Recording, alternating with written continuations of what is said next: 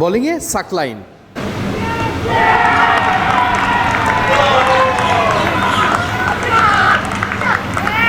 একবারেই হিট করলেন সাকলাইন, আর তাকে ঘিরে সতীর্থদের উদযাপনটা দেখেছেন তো। মূলত এটা ছিল একটা প্রতিযোগিতা, আর সেটাতে জিতে সাকলাইন যে পুরস্কারটা নিয়েছেন সেটাও নিয়েছেন গ্রাউন্ডস কর্মীদের হাত থেকে। পুরস্কারটা তুলে নেওয়ার পর আবার সেই পুরস্কারের অর্থ সেই গ্রাউন্ডস কর্মীদেরকেই দিয়ে দিয়েছেন।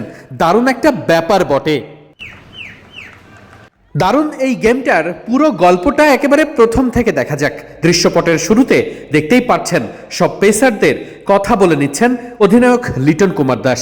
সবাইকে কংগ্রাচুলেট করছেন, শুভকামনা জানাচ্ছেন। পাশেই বাকি সব ক্রিকেটার বসে আছেন। নায়াসিনামাইড ও স্যালিসাইলিক সমৃদ্ধ লিলি ফেস ওয়াশ যা ফেসের ডেড স্কিন সেল দূর করে দেয় দ্বিগুণ ফাস্টার ব্রাইটেনিং। পেসাররা ততক্ষণে রেডি। লিটন দাস নিজেই উইকেটটা ঠিক করলেন, জুতার পজিশনটা ঠিকঠাক আছে কিনা ভালো করে পরখ করে দেখলেন। স্পাইকটা জায়গা মতো রেখে লিটন দাস এবার প্রতিযোগিতার জন্য মঞ্চ খুলে দিলেন। দেখুন, কোচ আবার অপেক্ষা করতে বলছেন, কারণ ওইখানে সোশ্যাল মিডিয়া ম্যানেজার যিনি আছেন তিনি আবার ডাক্তারকেই ফটোগ্রাফার বা ভিডিওগ্রাফার বানিয়ে ফেলেছেন। দারুণ একটা প্রতিযোগিতা, দারুণ মজার একটা মঞ্চ। পেসাররা সবাই রেডি, ডান সাইডে ক্রিকেটাররা বসে আছেন সেলিব্রেট করার অপেক্ষায়। যার বল, স্টাম্প কিংবা ওই স্পাইকে আঘাত করবে তিনিই উইনার। সবার ছোট রিপন মণ্ডলী শুরু করলেন, এরপর আসলেন মোহাম্মদ সাইফুদ্দিন। মিস করার সাথে সাথে সবার মাথায় হাত। এবার শরীফুল। তামিমের কাণ্ডটা দেখুন, শরীফুল মিস করার সাথে সাথেই সতীর্থরা তার সঙ্গে মজা করলেন। এবার সাকিব স্ট্যাম্পে লাগালেও স্পাইকে লাগাতে পারেননি, হবে না। এবার সাকলাইন, তিনি হিটার।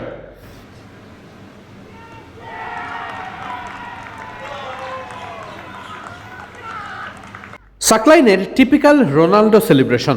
একই সাথে শেখ মেহেদী আর শামীম পাটোয়ারির তার কাছে গিয়ে উদযাপনটাই বলে দেয় কতটা দারুণ রসায়ন সবার মাঝে। হৃদয় আবার ইন্সপায়ার করে যাচ্ছিলেন শরীফুলকে। তারই তো সতীর্থ বিশ্বকাপ জিতেছেন, কেন পাচ্ছেন না? প্রত্যেক বলার একে একে 3টি করে বল করার সুযোগ পেয়েছেন। কারোর বল স্টাম্পে আঘাত করেছে, কারোরটা আঘাত করেনি। তবে শেষ পর্যন্ত ওই একটা বলেই কেবল স্পাইকে আঘাত করতে পেরেছিলেন আব্দুল গাফফার সাকলাইন।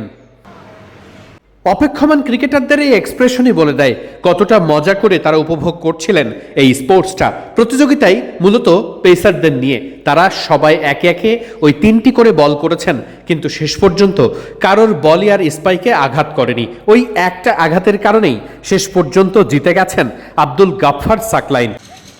অধিনায়ক লিটন তো আবার খুব সিরিয়াস, তিনি নো বল পর্যন্তও চেক করছিলেন। দুর্দান্ত মোমেন্টসগুলো খুব উপভোগ্য ছিল। পুরো ব্যাপারটাই ফ্রেমবন্দি করে রাখার চেষ্টা, নিশ্চিত করেই বাংলাদেশ দলের টিম বন্ডিং যে কতটা দারুণ সেটা বোঝার জন্য এই চিত্রটাই যথেষ্ট।